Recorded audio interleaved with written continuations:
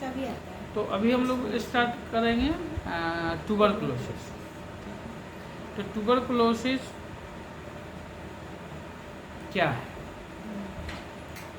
Tuberculosis एक infectious disorder है और एक बैक्टीरियल इन्फेक्शन है। क्या है? बैक्टीरियल इन्फेक्शन है जो माइकोबैक्टेरी ट्यूबरकुली नामक बैक्टीरिया से होता है, जो एसिड फास्ट बेसिलाई है। क्या है? Acid fast bacilli. ठीक। तो ट्यूबरकुलोसिस का जो बैक्टीरिया है शरीर के हर अंग को इफेक्ट करता है, head to toe, eye, ear, nose, oral cavity, lungs, skin, आपका बोन, एवरीथिंग, स्पाइन, ब्रेन। तो ट्यूबरकुलोसिस सिर्फ लंग्स में ही नहीं होता है, बाकी और किसी ऑर्गन में भी हो सकता है, इवन किडनी में, लीवर में, सब जगह होता है। तो ऐसा कोई अंग नहीं है जहाँ ट्यूबरकुलोसिस ना हो। ठीक है। अब ये जानना है कि क्या इसका लक्षण है ट्यूबरकुलोसिस। तो ट्यूबरकुलोसिस का क्लासिकल लक्षण है कि खांसी होगा। तो खांसी कफ बाहर आ भी सकता है, नहीं भी आ सकता। दूसरा सिम्टम होता है कि बुखार आता है। तो बुखार के लिए क्लासिकल बोला जाता है कि इवनिंग राइज ऑफ टेम्परेचर होगा, माने बुखार शाम में आएगा। तो बहुत तेज बुखार नहीं, हल्की बुखार आएगी। दूसरा सिम्टम हो गया। पहला सिम्टम हुआ खांसी, दूसरा सिम्टम हुआ बुखार, और तीसरा जो सिम्टम है वो होता है वेट लॉस। क्या होता है? Weight loss. तो आपका 3 सिम्टम अगर किसी मरीज में अगर मिल रहा है, ये आपको इंडिकेट करेगा कि उस मरीज को ट्यूबरकुलोसिस हो सकता है। छाती की टीबी, आपको पता है कि टीबी हर जगह हो सकता है, लेकिन ये 3 सिम्टम, खांसी विथ कफ, विदाउट कफ, कफ के साथ नहीं भी, वेट लॉस, और इवनिंग में अगर आपका टेम्परेचर आ रहा है, तो ये इंडिकेशन है कि आपको लंग्स की टीबी हो सकती है। पल्मोनरी ट्यूबरकुलोसिस उसको बोलते हैं, पल्मोनरी ट्यूबरकुलोसिस आपको हो सकता है। तो अब मरीज अब गया है आपके पास,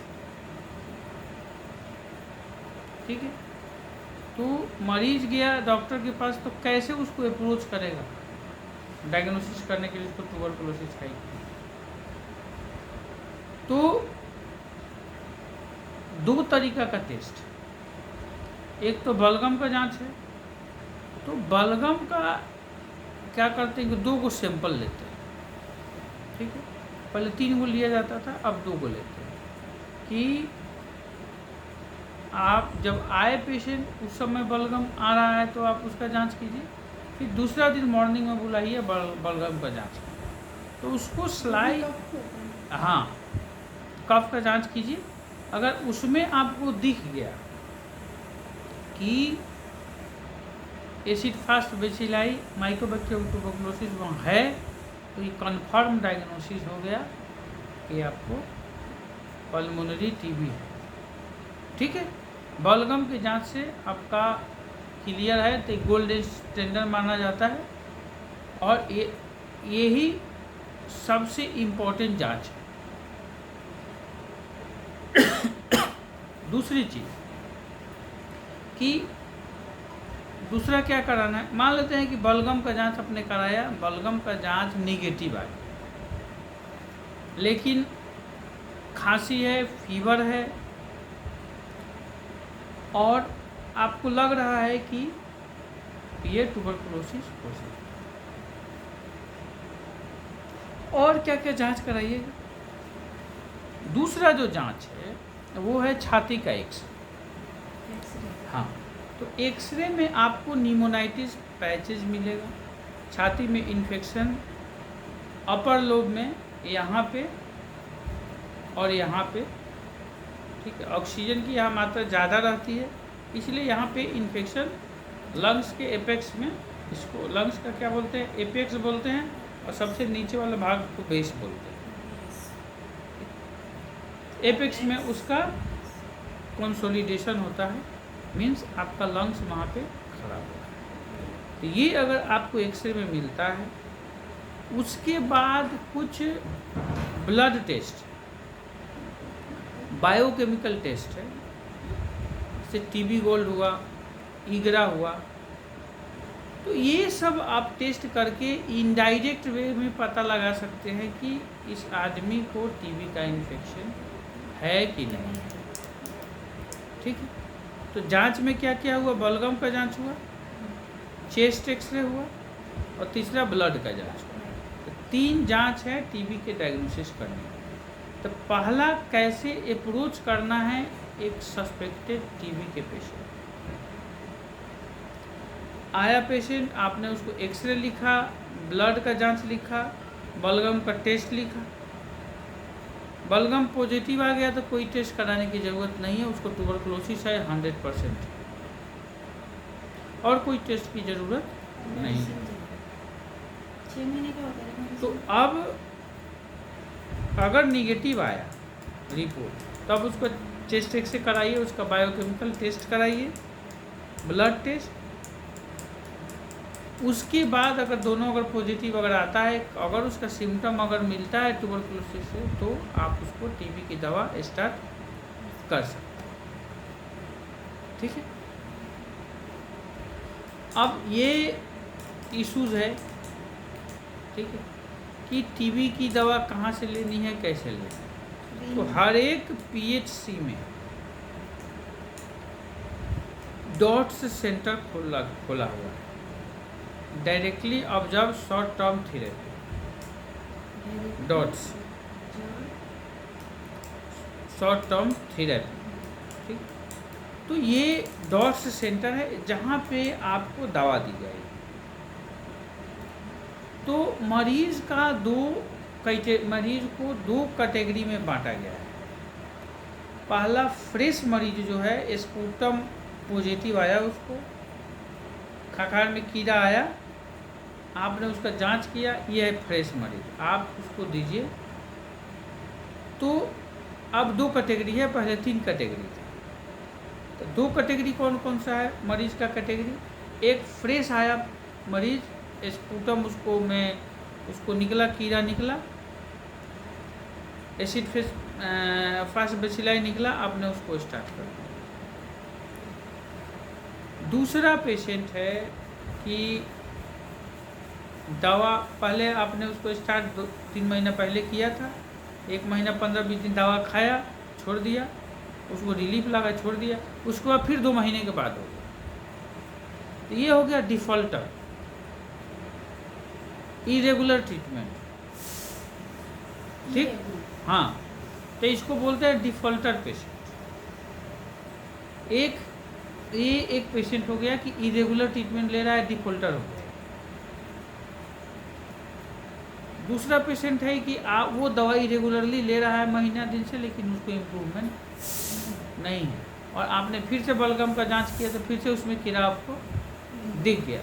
तो ये हो गया रेजिस्टेंस, यानी आपका दवाई अब काम नहीं कर रहा है, तो टीबी रेजिस्टेंस केस, ठीक है। तो अब उसका जांच होता है कि किस किस दवाई से उसका रेजिस्टेंस है, ठीक है। तो पहले आपको मरीज को कैटेगराइज कर लेना है कि मरीज किस कैटेगरी में है। कैटेगरी 1 में है, फ्रेश मरीज है, या कैटेगरी 2 में। तो कैटेगरी 1 में जो रेजिम है वो 6 महीने दवा उसको चल रहा है। कैटेगरी 2 में है जिसमें रेजिस्टेंस आएगा, इरेगुलर ट्रीटमेंट है, उसको ठीक नहीं हो रहा है, वो सब कैटेगरी 2 में। तो तो कैटेगरी 2 में जो पेशेंट आएगा उसको 9 मंथ तक दवा चाहिए, 3 मंथ एक्स्ट्रा। तो वो ट्रीटमेंट जो शॉर्ट कोर्स थेरेपी है, डॉट्स जिसको बोलते हैं, वो है आपको कि मरीज आएगा, उसको पार्टिकुलर 15 दिन, 20 दिन, 1 महीना जितना फिजिबल है उसको आप दवा दिए, फिर दवा का खाएगा, उसका जो स्ट्रिप खाली रहेगा जो वो दवा का लेके आएगा, वो उसमें कंप्लीट होना चाहिए। आपको 15 दिन का दवा दिया, 1 महीने का दवा दिया गया है, तो वो खाम खाली होना चाहिए, दिखाएगा कि हाँ हमने दवा खा लिया है, तब उसको नेक्स्ट डे का दवा मिलेगा। तो इनिशियली क्या होता है कि हम लोग लेके आएगा रखना। हाँ, तो 2 महीने तक जो है 4 दवा दी जाती है, ठीक है। और फिर उसके बाद जो 4 महीना बच गया उसमें 2 दवा दी जाती है। रेजिम 2 में क्या चलता है कि आप 3 महीने जो है आप इनिशियल फेज दे दिए, उसके बाद बाकी आपने जो हाँ, उसके बाद पहला जो 3 महीना उसमें 4 दवा दिए, बाकी का उसमें जो महीना जो बच गया 9 महीने में, उसमें आप 3 दवा दिए। तो दोनों का रेजीम जो है, नया पेशेंट का इलाज अलग है, दवा भी अलग, दवा तो सेम ही है लेकिन डोज अलग अलग है। और कैटेगरी 2 का 9 महीना चलेगा, उसका डोज आपका अलग। तो ये हो गया आपको टीबी कैसे डायग्नोज करेंगे, क्या सिम्टम आएगा, कैसे उसका जांच करेंगे और क्या इलाज करेंगे। तो ट्यूबरकुलोसिस की दवा क्या क्या है, तो पहला दवा है आइसोनियाजाइड, दूसरा है रिफैम्पिसिन, तीसरा है इथैम्बुटोल और चौथा है पैराजिनामाइड। ये 4 दवाएं हैं, ठीक है। और कैटेगरी 2 में एक इंजेक्शन पड़ता है जिसको बोलते हैं स्टेप्टोमाइसिन इंजेक्शन, वो कैटेगरी 2 में ही चलेगा, कैटेगरी 1 में वो इंजेक्शन नहीं चलेगा, ठीक है। तो ये हो गया आपका। अब हर एक दवा का अपना साइड इफेक्ट है। जैसे आइसोनियाजाइड विटामिन की कमी करता है, तो उसके लिए हम एक्स्ट्रा विटामिन देते हैं। जैसे स्टेप्टोमाइसिन है तो कान पे असर करेगा, तो किसी का कान खराब है तो उसमें सोच समझ के देना होता है, ठीक है।